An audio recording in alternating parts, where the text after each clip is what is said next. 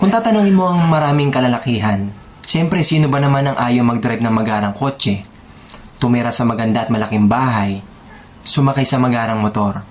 Matik na yan. Pero hindi lahat nakukuha at nagagawa ang mga ito. Dahil madalas, dahil hindi niya kayang bumili or ma-afford ang mga ito.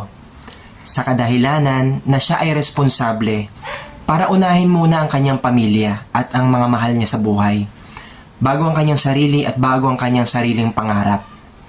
Marami dyan na mga kalalakihan na mayroong mga financial issues, pero lumalaban sila ng patas.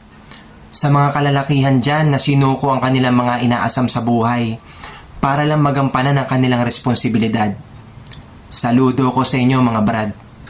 Taas na ulan tayo brother, dahil darating din ang oras na maiahon din natin yan.